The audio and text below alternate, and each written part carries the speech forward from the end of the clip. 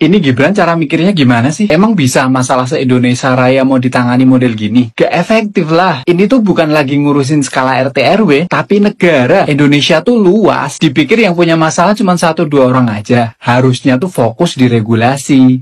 Yang dibangun sistemnya. RT, RW, Kades, Kadus, Camat, Polsek itu diajak kolaborasi. Bisa tuh pakai model aplikasi. Kalau aduan gak ditangani dalam beberapa detik, kasih punishment yang berat buat pejabatnya. Pak Anies aja bisa di Jakarta pakai jaki. Nih akibatnya punya wapres yang kurang pengalaman. Gak efektif lah. Ini tuh bukan lagi ngurusin skala RT RW, tapi negara. Indonesia. Lu katakan tidak efektif, brother. Lu salah besar. Ya, bukan masalah skala RT RW. Sekarang yang saya tanya, apakah RT RW melakukan hal seperti itu? Enggak. Tipe Mas Gibran itu, brother, asal lu tahu, saya bertemu langsung dengan masyarakat Solo, sempat berbicara dengan orang Solo tentang sepak terjang Gibran selama di Solo. Lu harus cari tahu juga gitu loh, bagaimana tipenya Mas Gibran.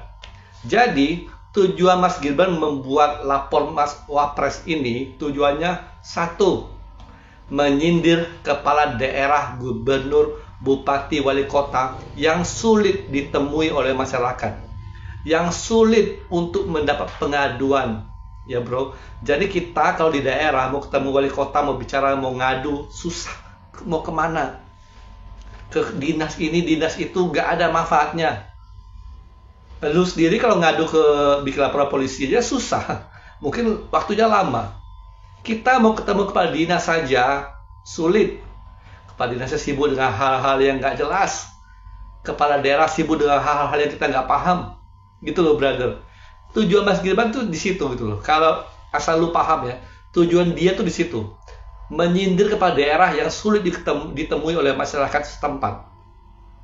Bayangkan ya bro ya, jika kepala daerah melakukan hal yang sama dengan Mas Gibran, tentu skalanya akan menjadi besar sekali. Skalanya efektif luar biasa. Jika kepala daerah di gubernur, bupati, wali kota melakukan hal yang sama seperti dilakukan oleh Mas Gibran, tentu dampaknya maksimal, brother.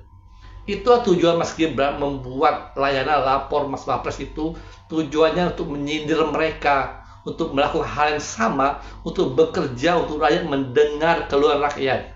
Bukan kayak lu cuma bisa menyindir tapi nggak paham inti hal-hal yang positif yang dilakukan oleh Gibran. Lu di usia ini apa yang udah lu lakukan buat masyarakat daerah sekitar lu deh? Palingan orang ngadu-ngadu, iya saya juga sama, paling gitu doang gitu loh.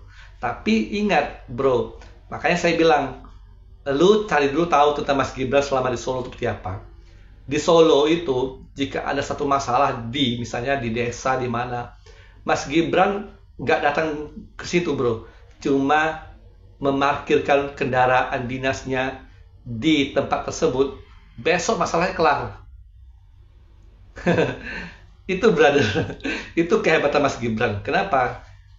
Jadi hal ini pertama kali dilakukan oleh Wapres yang dulu tidak pernah melakukan hal yang seperti Mas Gibran lakukan, dan itu hal yang sangat positif yang harus lu apresiasi. Kenapa?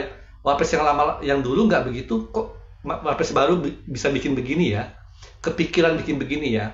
Itu satu poin seharusnya yang harus lu pahami, tapi lu nggak lihat dengan hal seperti itu. Lu buta melihat hal seperti itu gitu loh. Ya brother ya, belajar baik-baik, pelajari cara gerakan Mas Gibran.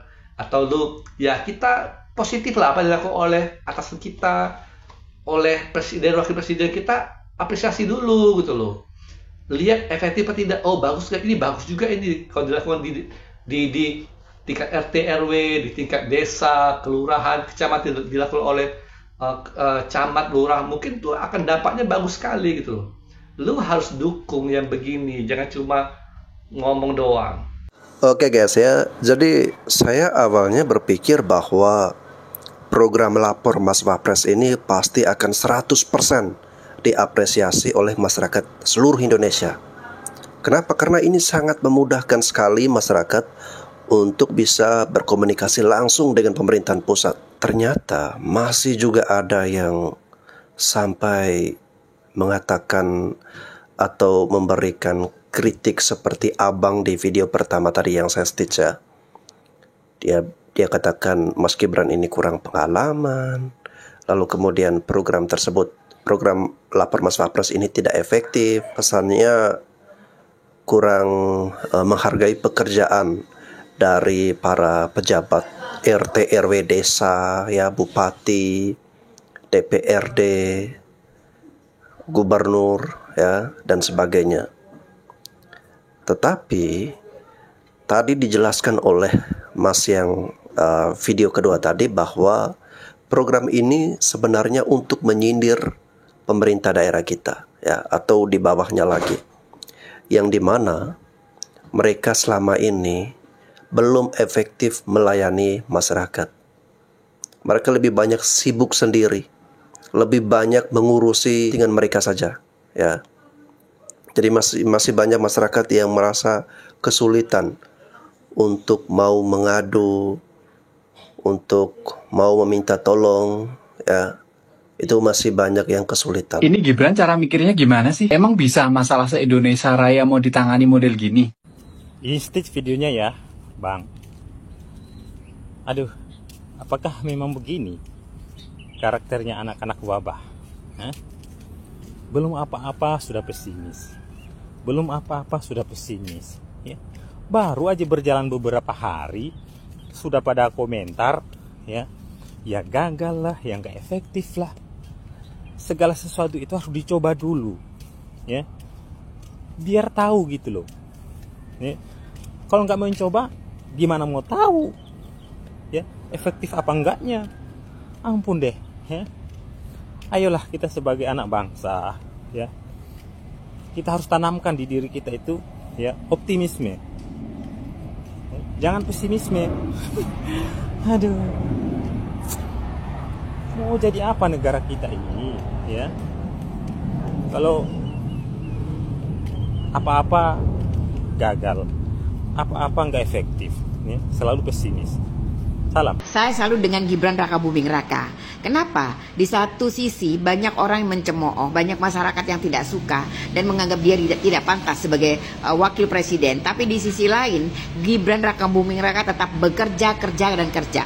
Apa yang dilakukan orang-orang itu menghina, itu dibalasnya dengan kerja.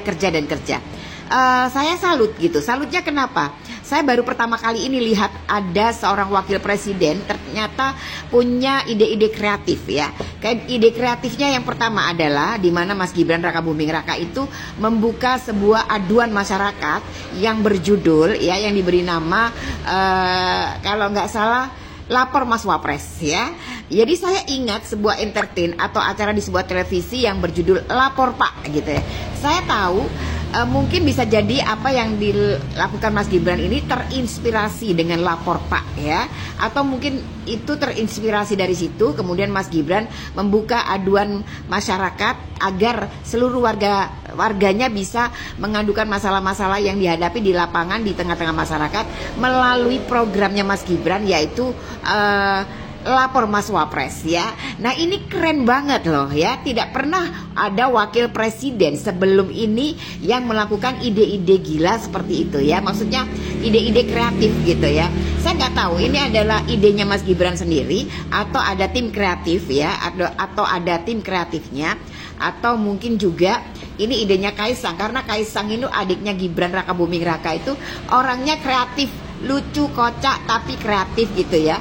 Punya aja ide-ide gila yang bisa membuat masyarakat wow gitu kan. Nah ini yang membuat saya mengatakan salut kepada Gibran, karena beberapa hari dia memerintah baru beberapa hari, tapi dia sudah membuat kotak aduan yang diberi nama Lapor Mas Wapres ya.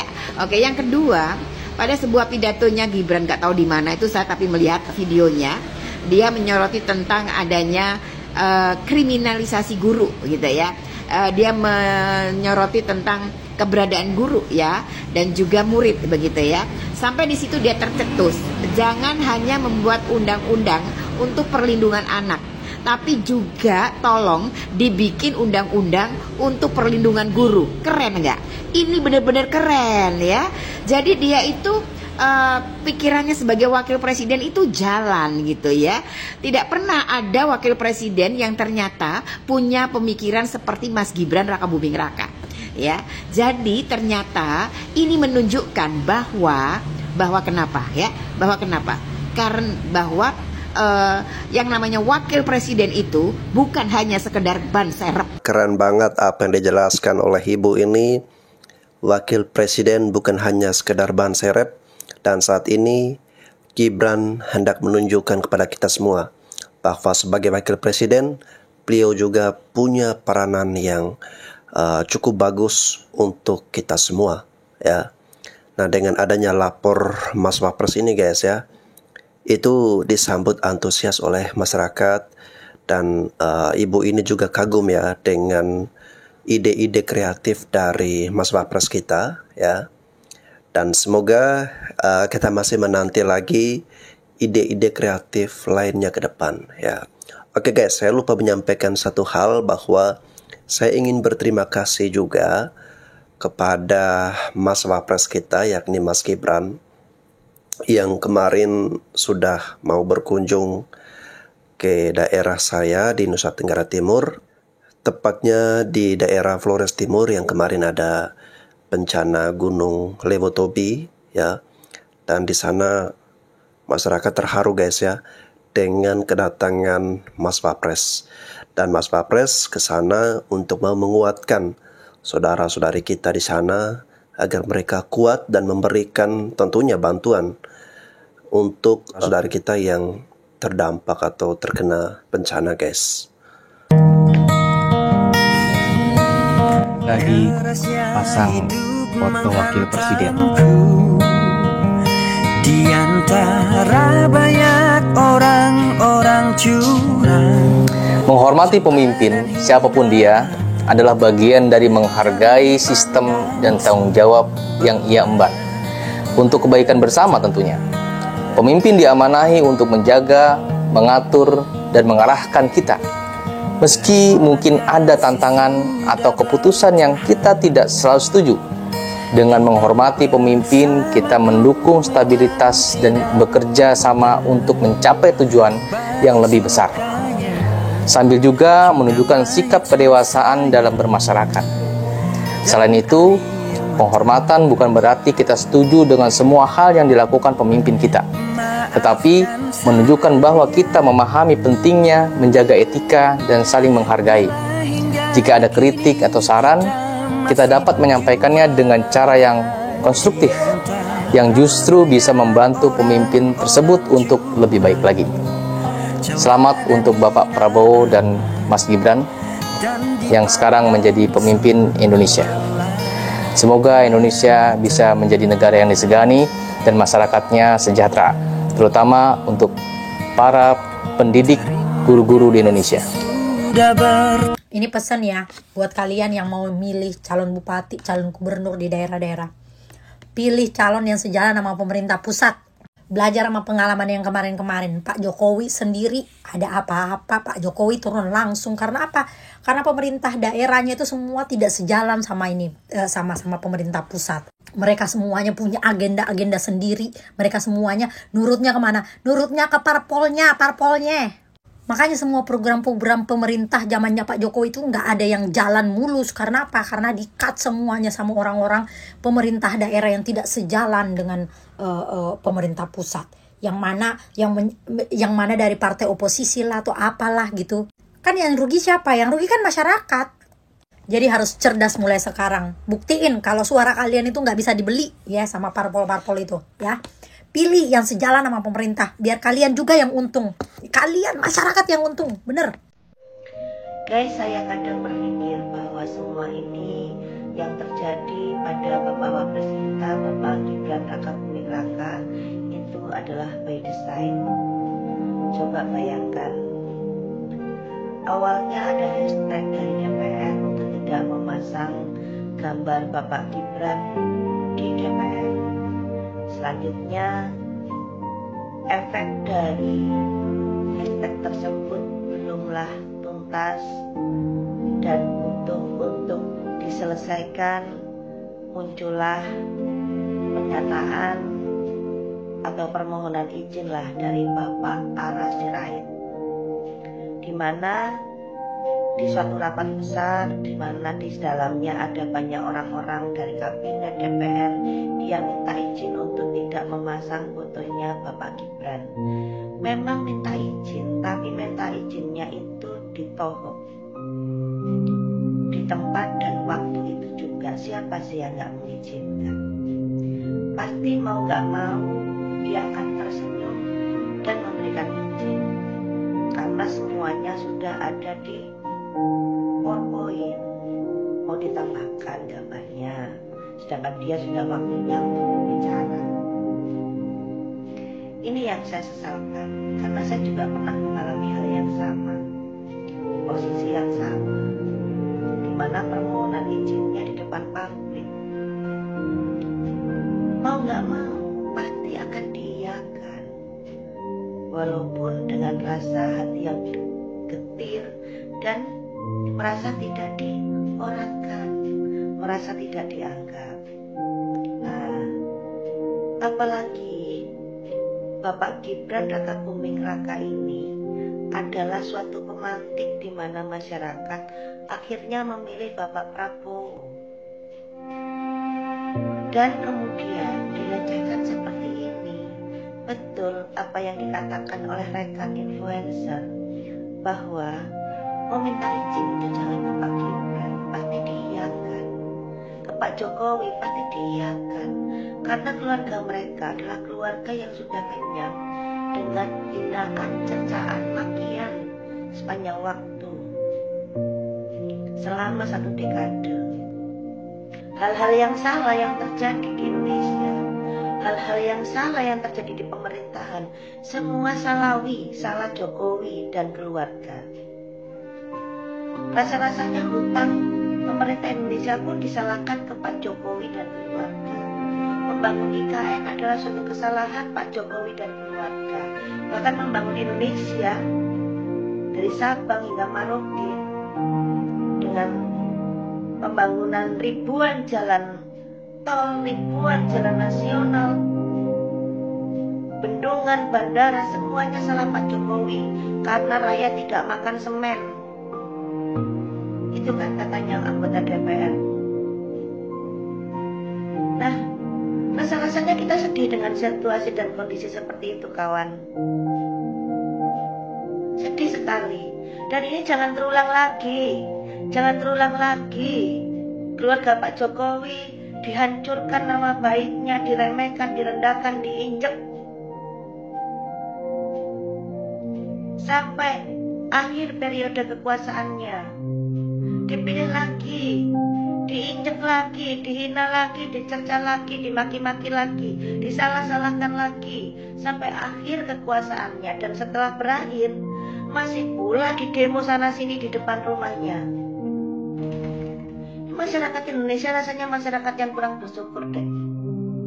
Khususnya masyarakat-masyarakat anak-anaknya kubu sebelah, yang gak sadar-sadar juga. Emangnya Anda bisa jadi presiden? Emangnya Anda bisa membangun negeri? Khususnya teman-teman dari DPR, dari kabinet. Anda beruntung. Selain kemampuan, Anda ada kedekatan dengan kekuasaan sehingga Anda terpilih menjadi menteri. Banyak kok orang-orang yang pintar, banyak kok orang-orang yang menguasai banyak hal, tetapi tidak terpilih. Tapi tidak apa-apa, Tuhan sudah menggariskan takdirnya. Namun saya berharap Anda yang ada di kabinet, Anda yang ada di DPR, jangan jumawa, jangan sombong, jangan merasa berkuasa, jangan merasa bahwa Anda segala-galanya. Ingat ya, bahwa jika ada pemilihan presiden dan wapres, itu adalah sepaket. Bukan hanya presidennya yang diakui, wapresnya tidak. Kita ingat kemarin apa yang dilakukan Pak Maruf Amin selama periode terakhirnya Bapak Jokowi. Dia sudah sepuh, sangat sepuh. Ya memang mungkin beliau menghadiri ini itu ya, tetapi tidak sebanyak yang dilakukan oleh Pak Jokowi selama memimpin. Secara presentasi kegiatan itu Bapak Ma'ruf Amin cuman sedikit menyesuaikan dengan kapasitas usia, menyesuaikan dengan tenaga, menyesuaikan dengan waktu dan kepentingan saat itu. Apa bedanya dengan wakil presiden yang masih belia?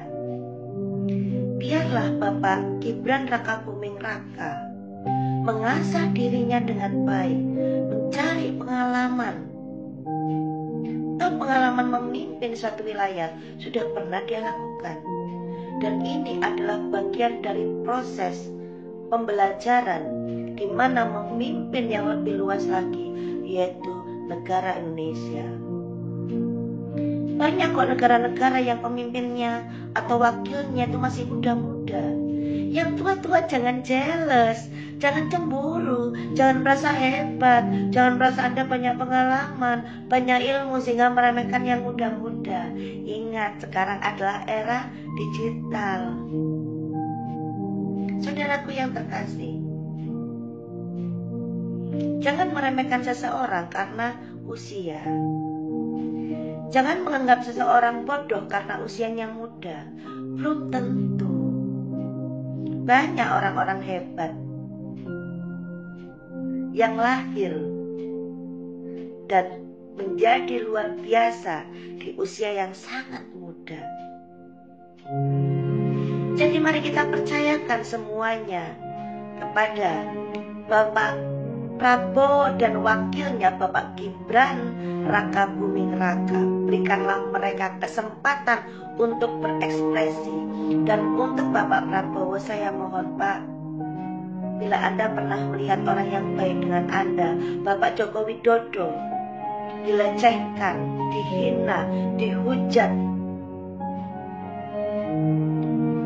maka jangan biarkan anaknya pun mengalami hal serupa di dalam pemerintahan Anda. Oke? Karena saya yakin anak Anda pun ingin dihujat, dilecehkan atau diperlakukan tidak baik. Dan jangan dijadikan Mas Gibran Rakabuming Raka hanya sebagai alat atau kendaraan Anda untuk menjadi presiden. Karena masyarakat Indonesia sebagian juga memilih Anda karena ada Mas Gibran. Terima kasih. Saya yakin Pak Prabowo adalah orang yang hebat, berjiwa besar dan memiliki rasa nasionalisme yang sangat tinggi. Dan saya percaya itu, makanya saya memilih Anda dan memilih Mas Gibran. Mas Gibran ini ketika semakin banyak yang memberikan kritik, memberikan hinaan, menghujat ya, itu tanda-tanda bahwa masa depan beliau akan cerah ya. Beliau akan menjadi orang nomor 1 di Republik ini suatu saat nanti guys ya. Dan saya sendiri apabila saya melihat selama 5 tahun ini apa yang dilakukan oleh Mas Gibran ini baik adanya ya, bekerja untuk benar-benar membangun bangsa dan negara kita, menyejahterakan rakyat, maka mungkin kedepannya saya akan terus mengawal dan memberikan dukungan penuh nih kepada Mas Gibran agar beliau bisa menjadi presiden bagi kita semua ya. Ya intinya siapapun yang menjadi presiden di Republik ini harus punya visi misi yang sama, harus punya tekad dan niat untuk memajukan bangsa dan negara, menyejahterakan rakyat Indonesia. Nah guys, kalau untuk wapres kita sebelumnya yakni Pak Ma'ruf Amin itu mohon maaf ya, kita jangan terus membandingkan dengan Mas Gibran ya. Harap dimaklumin, Pak Ma'ruf Amin itu beliau tokoh sepuh ya, udah tua, tentu dengan keterbatasan dari fisik ya, dari ide-ide juga tentu berbeda ya. Lain halnya dengan Mas Gibran yang usianya jauh lebih muda, tentu dari cara berpikir aja pasti berbeda ya. Kalau anak muda kan berpikir sesuai dengan apa yang telah menjadi perkembangan zaman saat ini, apa yang bisa meningkatkan kreativitas ya. Nah, ini berbeda nih dengan orang tua. Mohon maaf nih ya untuk orang tua yang menyaksikan video ini, bukan maksud merendahkan, tapi kita tetap menghargai dan menghormati orang tua. Kalau untuk program lapor Mas Wapres yang sebagaimana tadi ada netizen yang mengatakan bahwa ini kurang efektif lah, kurang efisien, seharusnya kan melalui jalur RT RW ya, bupati, camat, bupati dan gubernur, tetapi ini langsung ke Mas Wapres. Nah, kenapa langsung ke Mas Wapres? Ini untuk menjawab segala problematika persoalan yang selama ini oleh masyarakat yang kesulitan, mengalami kendala ketika ingin mengadu langsung kepada pemerintah daerah, tidak diberikan ruang ya, malah terkesan mengabaikan, terkesan cuek terhadap masyarakat kita. Makanya lapor Mas Wapres ini menjadi jalan alternatif ya bagi masyarakat kita untuk menyampaikan keluhan, menyampaikan aduan. Ya, mudah-mudahan saja ini sangat efektif, bisa menolong dan membantu masyarakat Indonesia, guys. Ya, tapi niat dan tujuan dari Wapres kita itu harus kita apresiasi juga, ya. Karena dengan seperti ini tentu memudahkan komunikasi antara masyarakat lapisan paling bawah langsung dengan pemerintah pusat. Oke guys, saya kira itu saja. Mohon maaf apabila ada hal yang mungkin kurang nyaman, kurang berkenan. Sampai jumpa lagi.